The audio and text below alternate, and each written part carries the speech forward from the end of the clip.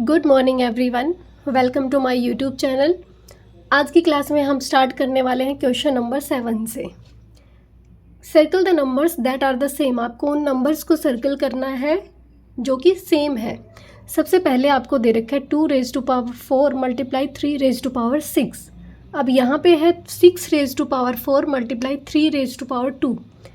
सबसे पहले हमें इसको भी 2 और 3 की पावर में कन्वर्ट कर लेना है। किस तरीके से करेंगे, ये देखो यहाँ पे है 6 raise to power 4 multiply 3 raise to power 2। इसको आप कैसे लिखेंगे, 6 को किस तरीके से लिखेंगे, 2 मल्टीप्लाई 3 कंप्लीट की power 4 multiply 3 raise to power 2। इसको और कैसे ओपन करके लिखें, 2 raise to power 4 multiply 3 raise to power 4 multiply 3 raise to power 2। एक यहाँ पे है। अब जब आप इसको कंबाइन करेंगे तो 2 raise to power 4 multiply 3 raise to power 4 plus 2 कितना 6। और जो फर्स्ट है पार्ट हमारे पास वो क्या है, 2 raise to power 4 multiply 3 raise to power 6। ये फर्स्ट है, ये सेकंड, और थर्ड नंबर पे आपको दिया गया है 6 रेज़ टू पावर 10। तो 6 रेज़ टू पावर 10 को आप कैसे लिखेंगे, 2 मल्टीप्लाई 3। 6 को 2 मल्टीप्लाई 3 लिख सकते हैं, इसकी पावर कितनी 10। अब जब आप इसको ओपन करेंगे ये आएगा 2 raise to power 10 multiply 3 raise to power 10। Next है फोर्थ पार्ट हमारे पास इसका 18 raise to power 2 multiply 6 raise to power 2। 18 को आप कैसे लिख सकते हैं, आपको प्राइम नंबर्स में ही लिखना है इनको, ठीक है। जैसे 2 मल्टीप्लाई 3 मल्टीप्लाई 3, 3 3 ज़ा 9, 2 ज़ा 18, इसकी पावर 2 मल्टीप्लाई 6 को कैसे लिखेंगे, 2 मल्टीप्लाई 3 मीन्स इनके फैक्टर्स बनाने हैं और फैक्टर्स के फॉर्म में ही लिखना है इनको। 2 raise to power 2 multiply 3 raise to power 2। अब आप इसको कैसे लिखेंगे, 2 रेज़ टू पावर 2 यहाँ पे मल्टीप्लाई 3 रेज़ टू पावर 2, फिर से मल्टीप्लाई 3 रेज़ टू पावर 2। यहाँ पे क्या है, मल्टीप्लाई 2 रेज़ टू पावर 2, यहाँ पे मल्टीप्लाई 3 रेज़ टू पावर 2। अब देखो यहाँ पे 2 के कितने पावर्स हैं, 2 बार हैं, और कितनी 2 प्लस 2 4। तो यहाँ पे लिख देंगे 2 रेज़ टू पावर 4 मल्टीप्लाई, यहाँ पे 3 की पावर्स कितनी है, 2 प्लस 2 4 प्लस 2 6। तो क्या आ गया, 2 raise to power 4 multiply 3 raise to power 6। Next है आपके पास 6 रेज़ टू पावर 24। ये है fifth part. 6 raise to power 24 को कैसे लिखेंगे, 2 मल्टीप्लाई 3 रेज़ टू पावर 24। जब आप इसको ओपन करेंगे ये आएगा 2 raise to power 24 multiply 3 raise to power 24। अब आप यहाँ पे ये देखो कि कौन सी जो ये पावर्स हैं वो सेम है, आपको उनको ही सर्किल करना है। तो यहाँ पे देखो 2 raise to power 4 multiply 3 raise to power 6, क्या इसके बराबर कोई है, यहाँ पे देखो ये 2 raise to power 4 multiply 3 raise to power 6, इसकी पावर 10 है, ये इसके इक्वल नहीं है। ये देखो next 2 raise to power 4 multiply 3 raise to power 6 equal है, यहाँ पे पावर्स 24 है, ये सेम नहीं है। इसका मतलब हम क्या लिख सकते हैं, हम लिख सकते हैं कि 2 raise to power 4 multiply 3 raise to power 6 comma 6 raise to power 4 multiply 3 raise to power 2 and 18 raise to power 2 multiply 6 raise to power 2 are same, ठीक है। ये क्या है, तीनों सर्किल करके लिख सकते हैं इस तरीके से, तीनों क्या है, सेम। ओपन करके देखा तो सभी तीनों की तीनों सेम आई, बाकी 2 डिफरेंट है। नेक्स्ट है identify the greater number in each of the following. ये जो डिजिट्स आपको दे रखे हैं इनमें से आपको बताना है कि ग्रेटर इनमें से कौन सा है। तो सबसे पहले आप एक चीज़ ध्यान रखना, भले ही नंबर यहाँ पे जो यहाँ पे दे रखे हैं उनमें से नंबर बड़ा है और उसकी पावर अगर छोटी है तो इसका मतलब वो नंबर क्या होगा, छोटा होगा। अगर आपको ध्यान हो तो इस पहले हमने जो एक्सपोनेंशियल पावर्स पढ़ी हैं 10 raise to power 1, 10 raise to power 2, तो जितनी एक्सपोनेंशियल पावर बड़ी होगी उतना ही बड़ा वो नंबर होता है, ठीक है। अब यहाँ पे जब आप इसको ओपन करके देखेंगे, जैसे 4 raise to power 3, 3 raise to power 4 को जब आप ओपन करेंगे तो आपके पास नंबर आ जाएगा कि किसका कितना मतलब होता है। सबसे फर्स्ट क्या है यहाँ पे 4⁻3, दूसरा 3⁻4। 4⁻3 को क्या लिखेंगे 4 × 4 × 4, इसको क्या लिखेंगे 3 × 3 × 3 एंड 3। जब आप इसको मल्टीप्लाई करेंगे ये आएगा 64, इसको जब आप मल्टीप्लाई करेंगे तो आपके पास आएगा 81। इसका मतलब क्या लिखेंगे 3⁻4 इज़ ग्रेटर। ठीक है, अब जब तक छोटी पावर्स हैं तब तक तो आप मल्टीप्लाई कर सकते हैं, उसके बाद तो नहीं कर पाएंगे। अब दूसरा देखो 2⁻8, 8⁻2। 2⁻8 को जब आप करेंगे 2 × 2, 8 टाइम्स लिखेंगे 5 6 7 8। जब मल्टीप्लाई करेंगे ये आएगा आपके पास 256, और 8⁻2 का मतलब 64। इसका मतलब क्या लिखेंगे 2⁻8 इज़ ग्रेटर। ठीक है, नेक्स्ट है 100⁻2। 100⁻2 का मतलब क्या होता है 100 × 100। जब मल्टीप्लाई करेंगे ये क्या आएगा हमारे पास 10,000। अब यहाँ पे देखो 2⁻100 दे रखा है। 2⁻100 को आप कैसे लिख सकते हैं 2⁻10 उसकी पावर 10। अब 2⁻10 का मतलब हमें पता है कितना होता है 1024।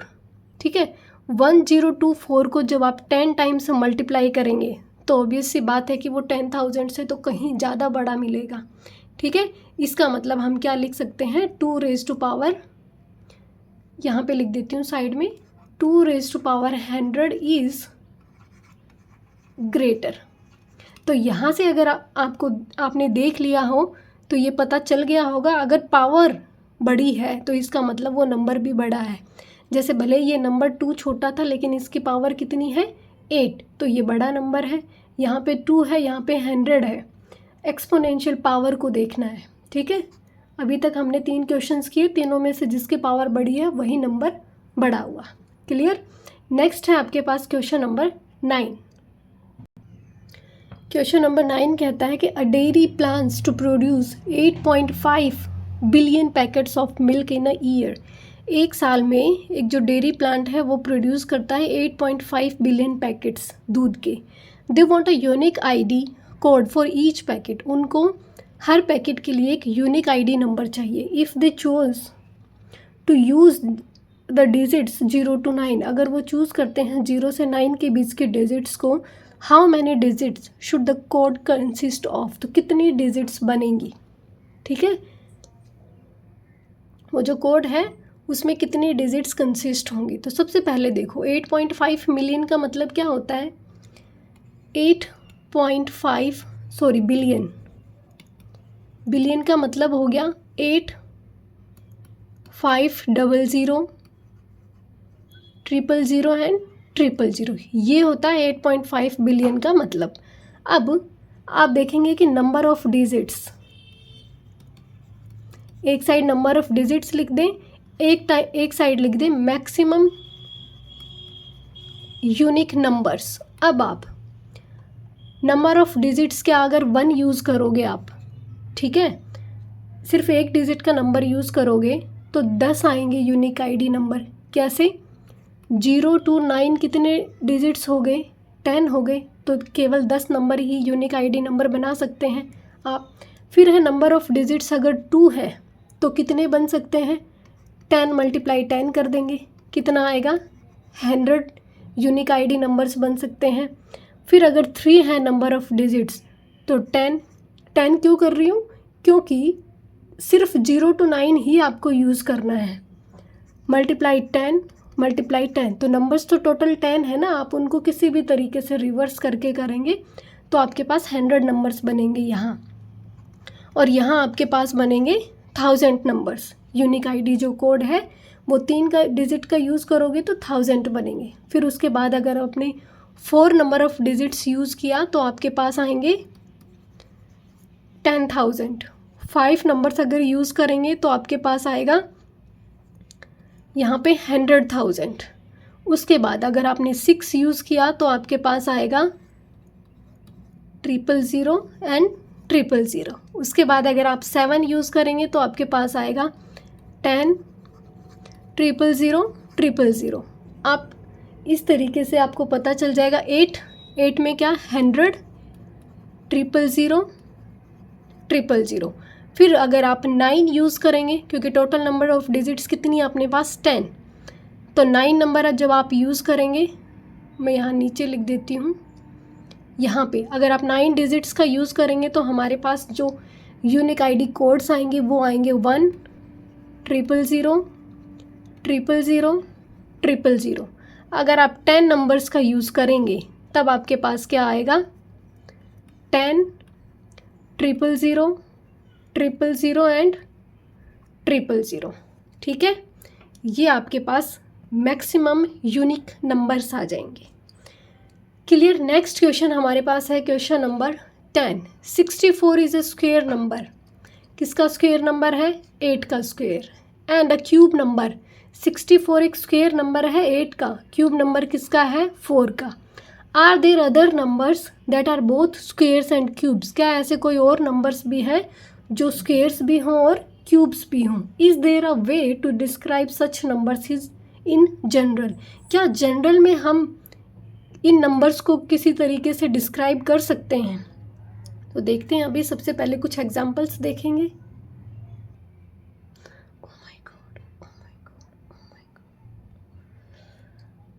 यहाँ पे देखो क्वेश्चन नंबर 11।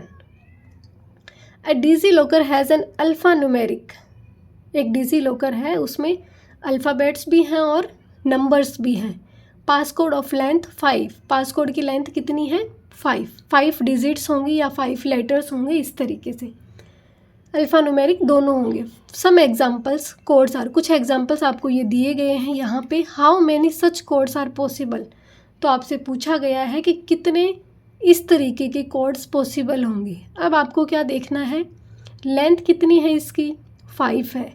अब हर कोड के लिए आपको क्या करना होगा, या देखो 0 to 9 कितने डिजिट्स हो गए? 10 डिजिट्स हो गए टोटल।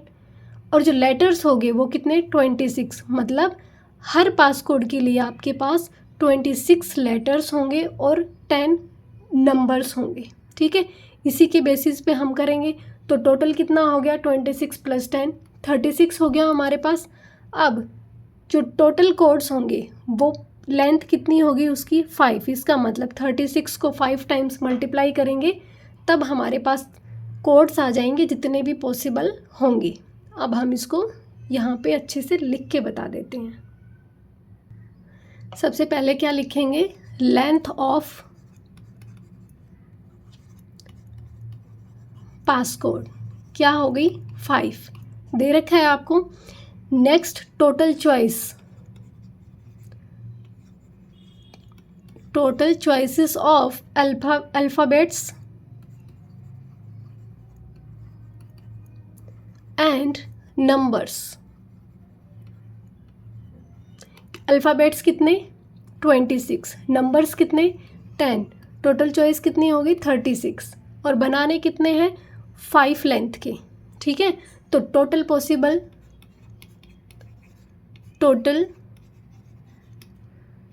पॉसिबल कोड्स कितने आ गए? टोटल चॉइस कितनी है हमारे पास? 36।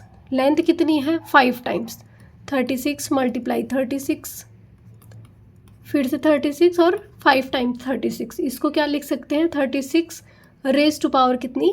5। क्लियर। नेक्स्ट क्वेश्चन है हमारे पास 12। The world wide population of sheep is about 10 raise to power 9। पूरे वर्ल्ड में जो शिप की पॉपुलेशन है 2024 के हिसाब से वो है 10 raise to power 9। And that of goats is also about the same. और जो गोट्स हैं उनकी भी जो पॉपुलेशन है वो शिप के बराबर है। कितनी? 10 raise to power 9।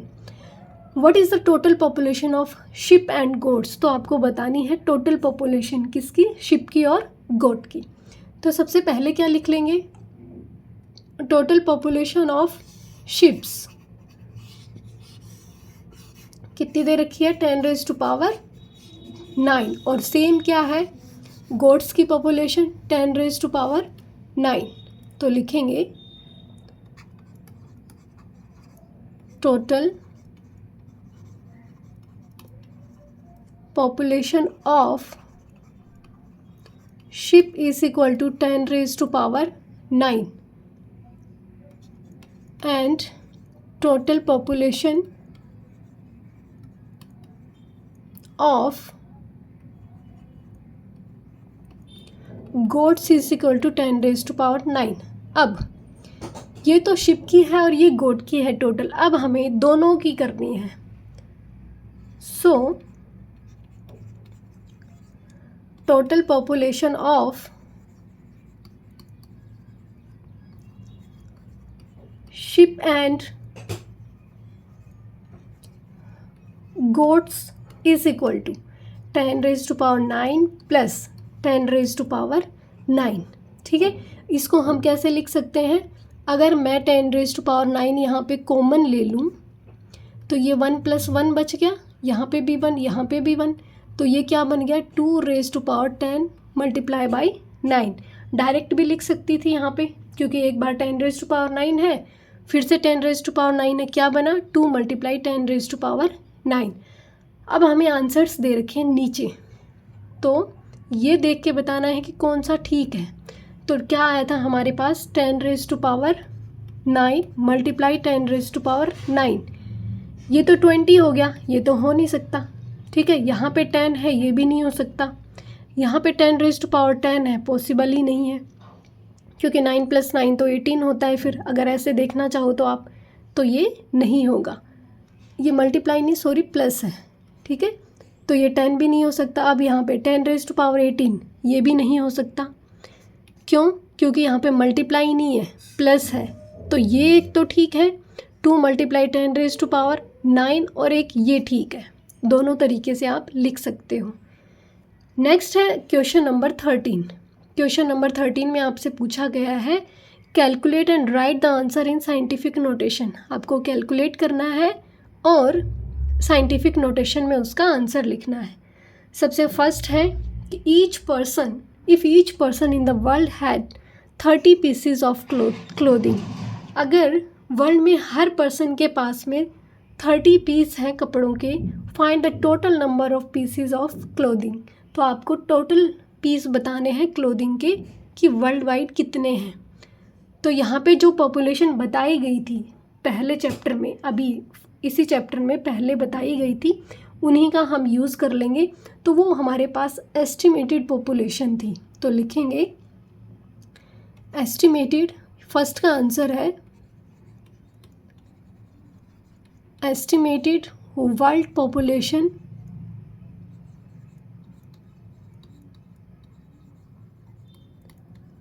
is equal to approx कितनी थी 8 बिलियन। ठीक है, अप्रोक्स इस तरीके से लगाएंगे, क्या लिख देंगे 8 raised to power 8 multiply 10 raised to power 9। ठीक है, हर पर्सन के पास कितने हैं? Each person had pieces of clothing कितना 30 पीसीज। तो लिखेंगे कि number of pieces of clothing each person had is equal to कितना 30 पीसीज। तो टोटल में कितना हो जाएगा, मल्टीप्लाई कर देंगे। Total number of pieces of clothing is equal to क्या 8 multiply 10 raised to power 9 multiply by 30, क्योंकि एक के पास कितने हैं 30 पीसीज, तो 8 मल्टीप्लाई 10 raised to power 9 के पास कितने होंगे, मल्टीप्लाई बाई 30 कर देंगे। क्या आएगा ये हमारे पास, ये आएगा 8 3 = 20 40 मल्टीप्लाई 10 raised to power 9। हमें इसको लिखना कितना किस में है, साइंटिफिक नोटेशन में। तो इसको मैं क्या लिख सकती हूँ 24 मल्टीप्लाई 10 raised to power 10 लिख सकती हूँ। 1 0 ये है और यहाँ पे कितनी 10 raised to power 9।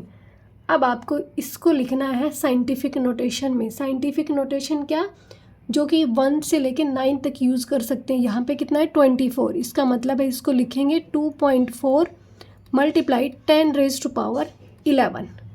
ठीक है, हो गया। नेक्स्ट आपके पास क्वेश्चन दिया गया है, there are about 100 million bee colonies in the world. पूरे वर्ल्ड में कितनी बी कॉलोनीज हैं? 100 million. Find the number of honey bees if each colony has about 50,000 bees. आपको क्या बताना है? नंबर ऑफ हनी बीज बतानी है अगर एक कॉलोनी में 50,000 हनी बीज रहती हैं। ठीक है, आपको टोटल बतानी है। तो सबसे पहले क्या लिखेंगे हम? सबसे पहले लिखेंगे number of colonies in the world, लिखेंगे number of, question number second, colonies in the world is equal to क्या? 100 मिलियन। 100 मिलियन का मतलब क्या होता है? 10⁻6 होता है। 6 और 2 यहाँ पे 0 है तो क्या लिखेंगे?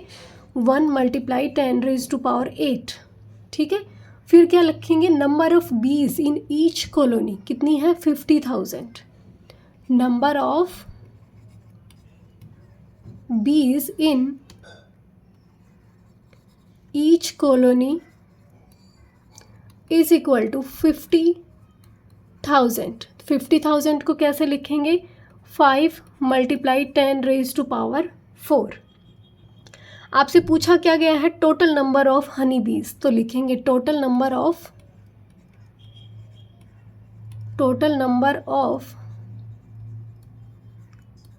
हनी बीज इज इक्वल टू, मल्टीप्लाई कर देंगे 1 मल्टीप्लाई 10⁸8। एक कॉलोनी में कितनी? 50,000 है तो 1 मल्टीप्लाई 10⁸8 कॉलोनीज़ में कितनी हो जाएंगी? Multiply by 50,000। अब जब आप इसको मल्टीप्लाई करेंगे तो ये आपके पास कितना आएगा? यहाँ पे लिख सकते हैं आप 1 मल्टीप्लाई 10⁸8 मल्टीप्लाई, इसको लिखेंगे 5 मल्टीप्लाई 10⁻1 2 3 4। कितना आएगा? 5 मल्टीप्लाई 10⁸8 प्लस 4 कितना? 12। तो इतनी हनी बीज हमारे पास होंगी वर्ल्ड वाइड। ठीक है, ये नहीं है इस क्वेश्चन में।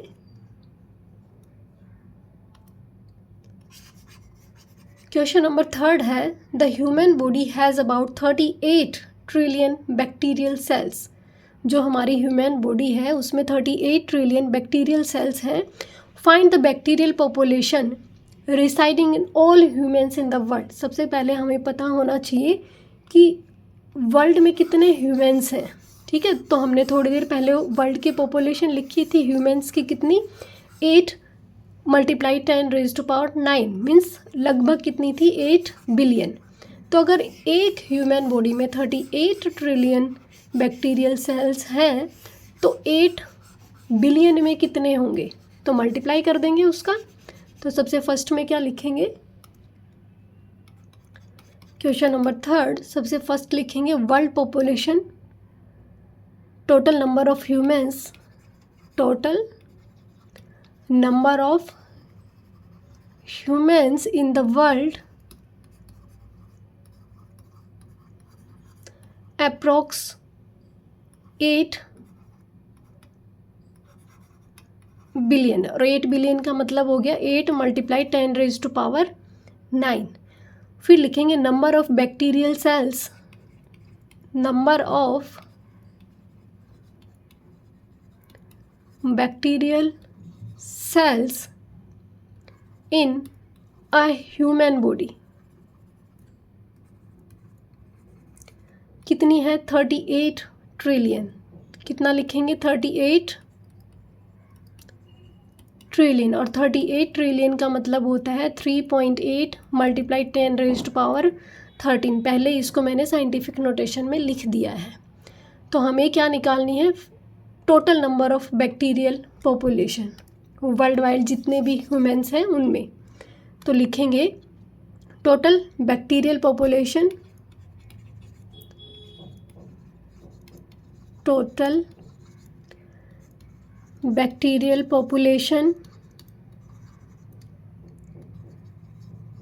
residing in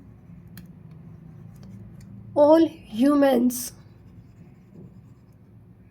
in the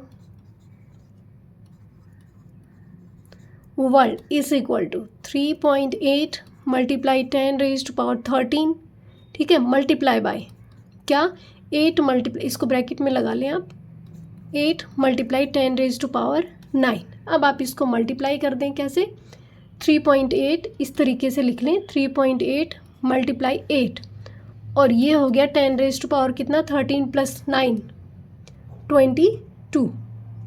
जब आप इसको मल्टीप्लाई करेंगे तो क्या आएगा, 8 8 जा 64, 6 कैरी, 8 3 जा 24 और 6 30।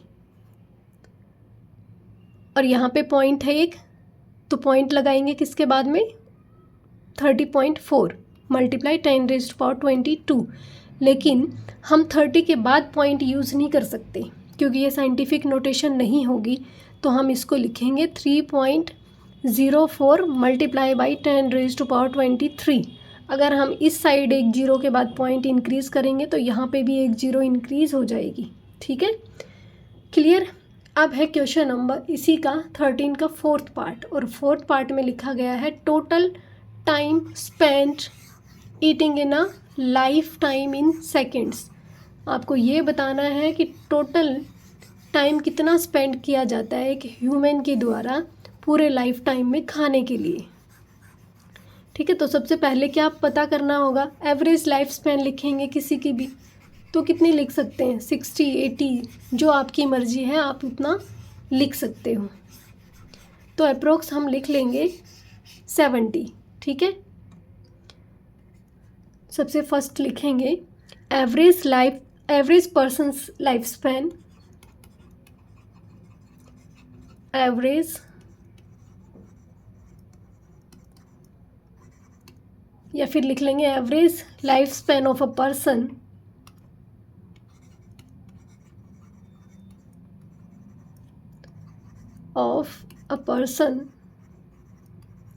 इज इक्वल टू 70 ईयर्स लिख लो, 80 तो आजकल किसी किसी की होती है, 70 ईयर्स, ठीक है। अब टाइम स्पेंड डेली ईटिंग कितना, लगभग 1.5 घंटे लिख सकते हैं, आधे घंटे सुबह, आधे घंटे दोपहर में, आधे घंटे रात को, कितना भी आप लिख सकते हो, ठीक है। तो लगभग 1.5 आवर्स लिख लेते हैं। टाइम स्पेंट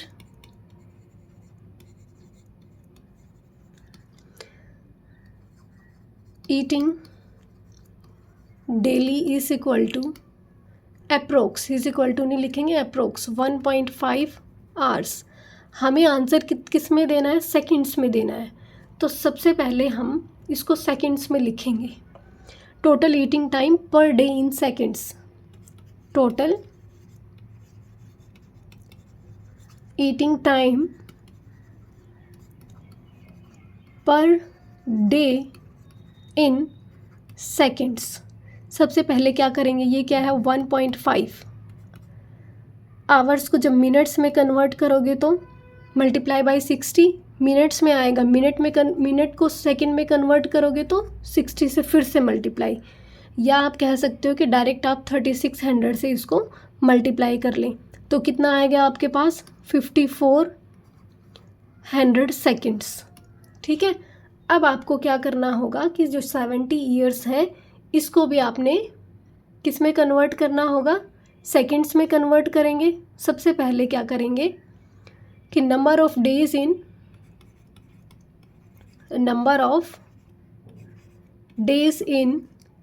70 ईयर्स, ये हमारे पास ईयर्स दे रखे हैं, सबसे पहले डेज में कन्वर्ट करेंगे, उसके बाद में आवर्स में कन्वर्ट कर लेंगे, मिनट्स में, फिर सेकंड्स में कर लेंगे, या आप डायरेक्ट भी कर सकते हो।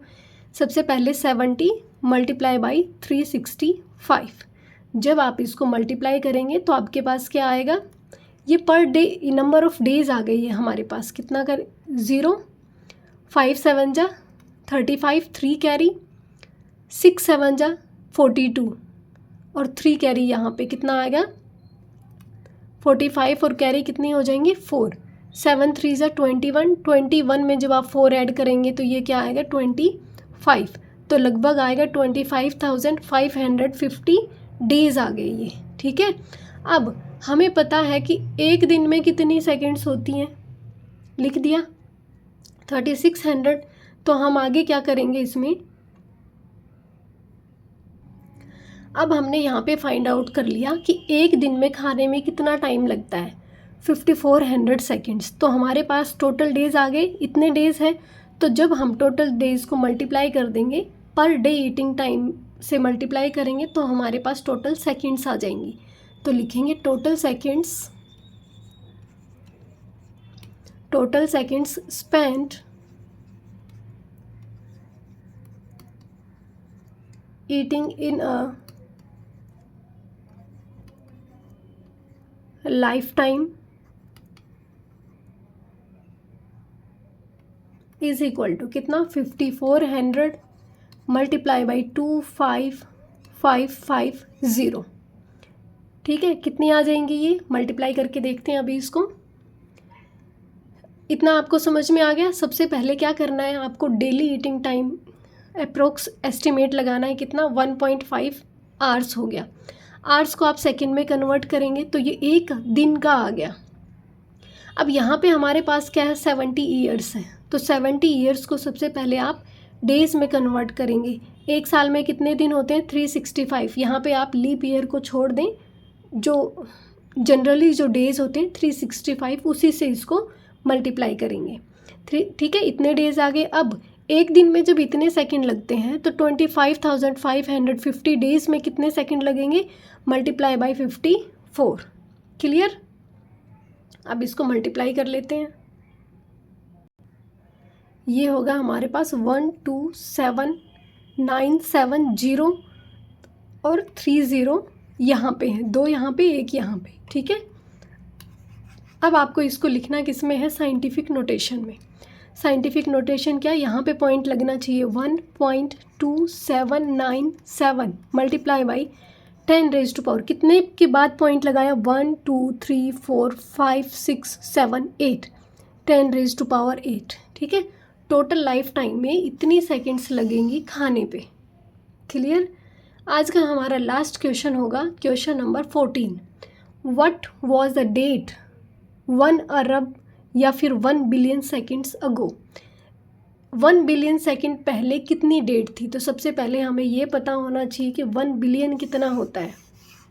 ठीक है, सबसे पहले लिखेंगे 1 बिलियन का मतलब, 1 बिलियन सेकंड्स का मतलब, उसके बाद में उसमें देखेंगे कितने डेज़ होते हैं या फिर कितने ईयर्स होते हैं। ये सभी हमने पहले से कर रखा है कि 1 बिलियन में कितनी सेकंड्स होती हैं या कितने ईयर्स। लिखेंगे 1 बिलियन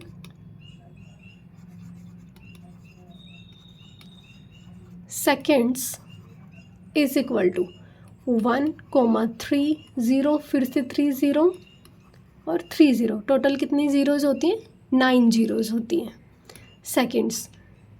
इसका मतलब है सबसे पहले हम इन सेकंड्स को क्या करेंगे, ईयर्स में कन्वर्ट कर लें। ठीक है, 1,000,000, फिर से 000 डिवाइड बाय, सबसे पहले क्या करना है,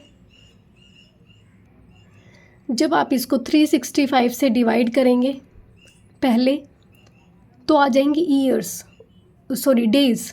फिर एक डेज़ में 24 आवर्स, 24 आवर्स, एक जो आवर होता है उसमें 60 मिनट्स और 60 सेकंड्स। ठीक है, तो ये भी सेकंड में हो गया, ये भी सेकंड में हो गया।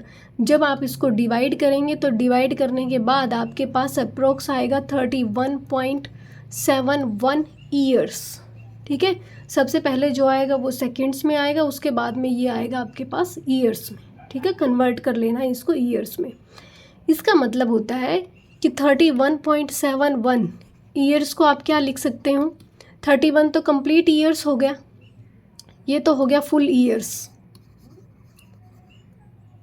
ठीक है, अब बात आई 0.71 की। तो 0.71 को आप ईयर्स है, इसको आप कन्वर्ट कर लें किस में, डेज़ में। जब आप 365 को इससे मल्टीप्लाई करवाएंगे क्योंकि एक साल में कितने होते हैं, 365 डेज़ होते हैं ना। तो यहाँ पे कितने साल हैं, 0.71। जब आप इसको 365 से मल्टीप्लाई करेंगे ये आपके पास आएगा 259 डेज़ लगभग आएंगे, ठीक है, 259 डेज़। इसका मतलब है अगर आज के दिन सपोज़ कि 28 जुलाई 2025 है, सपोज़ टुडे इज़ 28 जुलाई 2025, तब क्या करेंगे हम, इसमें सबसे पहले 35 ईयर्स माइनस करेंगे, ठीक है। First subtract 31 years from 2025। तो हमारे पास ये क्या आ जाएगा, जब आप सब्ट्रैक्ट करेंगे तो ये आ जाएगा 28 जुलाई 1994। क्लियर। 31 ईयर्स डायरेक्ट नहीं कर सकते, तो यहाँ पे सबसे पहले 25 ईयर्स माइनस करेंगे तो क्या आ जाएगा, 2000 आ जाएगा। उसके बाद में कितना बचेगा, 6 बचेगा। तो 6 यहाँ से जब आप माइनस करेंगे 2000 में से 6 ईयर माइनस करेंगे तो 1994 आ गया। अब कितने दिन और पीछे जाना है, अब हमें जाना है 259 ईयर्स और पीछे जाना है। इसका मतलब हो गया कि लगभग ये क्या है, 28 जुलाई 1994। इसमें से जब आप काउंट करेंगे कि जो जनवरी मंथ है उसमें कितने दिन होते हैं, 31 डेज़। फेब में 28 लेके चलें, मार्च में 31, अप्रैल में 30, फिर मई, फिर 31, ये जैन, फेब, मार्च, अप्रैल, मई, फिर जून, और जुलाई के कितने दिन, 28 डेज़। ये तो हो गया हमारा 1994 के दिन। सबसे पहले इनको काउंट कर ले, 8 1 9 10 10 11 और 8 19, 1 कैरी, 3 1 4 2 5 6 7 8 8 + 3 11 11 + 3 14 15 16 17 18 और 19, मतलब 199 डेज़ तो हो गए 1994 के। हमें कितने दिन चाहिए, लगभग 259। तो 259 में अभी देखते हैं कि कितने दिन और बचे। यहाँ पे देखो 259 में से जब आप माइनस करेंगे 199 तो 096, मतलब 60 डेज़ और पीछे हमें जाना है। तो 60 डेज़ और पीछे जाएंगे तो लगभग क्या होगा, दिसंबर और फिर नवंबर, ठीक है। यहाँ पे 19 नहीं, ये 20 आएगा, ऐड करने में गलती कर दी, 20। तो यहाँ पे माइनस भी क्या करेंगे, 209। तो कितने हो गए, 50 डेज़ हमें माइनस और करने हैं। इसका मतलब ये होंगे दिसंबर 1993। दिसंबर 1993 में कितने दिन होते हैं, 31 डेज़ होते हैं। उसके बाद हमें कितने दिन की ज़रूरत और है, 50 डेज़ है। 50 में से जब आप दिसंबर,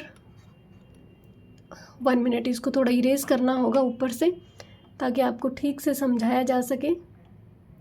तो ये जो बिलियन सेकेंड्स हैं इनको मैं यहाँ से हटा रही हूँ, आप जल्दी से इसको नोट डाउन करते रहें साथ के साथ।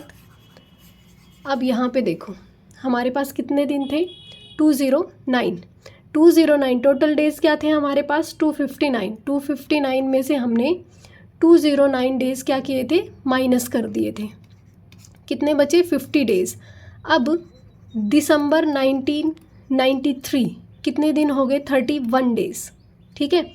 जब आप 50 में से 31 डेज़ माइनस करेंगे तो कितना आएगा, 9, 4 में से 3 गया कितना, 1। इसका मतलब हमें नवंबर 1993 इसके 19 डेज़ और चाहिए, ठीक है। किस तरीके से करेंगे, नवंबर मंथ में कितने डेज़ होते हैं, 30 डेज़, लेकिन हमें चाहिए कितने, 19। तो जब आप 30 में से 19 माइनस करेंगे तो ये हो गया 1, 2 में से 1 गया 1। इसका मतलब जो दिन होगा वो होगा 11 नवंबर 1993। तो यहाँ पे लिख देंगे कि the 1 billion seconds ago the day was November 11, 1993। लिखेंगे the date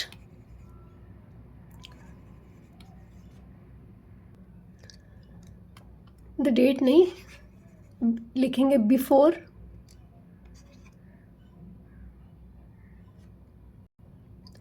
1 billion seconds ago, 1 billion seconds ago the date was 11 November 1993। ठीक है, सबसे पहले क्या करना है आपको इसमें कि 1 बिलियन का मतलब क्या होता है वो लिख देंगे, फिर उसको कन्वर्ट कर लेंगे ईयर्स में। ठीक है, सबसे पहले 1 बिलियन सेकेंड को जो है उसको ईयर्स में कन्वर्ट किया, ईयर्स से फिर क्या करेंगे डेज में, जो जैसे क्या आया था हमारे पास 31.71 ईयर्स आया था। ठीक है, तो 31 तो हमारे पास कंप्लीट ईयर्स है, 0.71 तो कोई ईयर नहीं होता है, इसको डेज में कन्वर्ट कर लेंगे, क्या आया लगभग 259 डेज। ठीक है, अब कितने जो डेट आज के दिन है वो आप लिख लेंगे अपनी, या जो भी आपके पसंद की डेट हो वो भी कर सकते हैं आप। जैसे आज 28 जुलाई 2025 है, उसमें से जब आप 31 माइनस करेंगे तब आपके पास आ जाएगा 28 जुलाई 1994। जब 28 जुलाई 1994 आए आपका, तो ये तो हमने ईयर्स माइनस किए हैं, अब जो डेज़ बच गए कितने 259, वो भी तो माइनस करने हैं। तो सबसे पहले 1994 में कितने मंथ हो गए, जैन, फेब, मार्च, अप्रैल, मई, जून, जुलाई के 28 डेज़, इन सभी को हमने यहाँ पे काउंट कर लिया 209। टोटल डेज थे 259, 209 माइनस किए कितने बचे 50 डेज़। इसका मतलब हमें 1993 के 50 डेज़ और चाहिए माइनस करने के लिए। तो दिसंबर मंथ में कितने होते हैं 31 डेज़, जब आप 50 में से 31 डेज़ माइनस करेंगे तो 19 डेज़ बचे। इसका मतलब नवंबर मंथ के हमें 19 डेज़ और माइनस करने हैं। तो नवंबर मंथ में 30 डेज़ होते हैं, 30 माइनस 19 करेंगे तो 11 आ गया। इसका मतलब जो डेट थी 1 बिलियन सेकेंड पहले वो क्या थी 11 नवंबर 1993। आई होप आपको क्लियर हो गए होंगे क्वेश्चंस। आज की क्लास में इतना ही करेंगे। Thank you so much.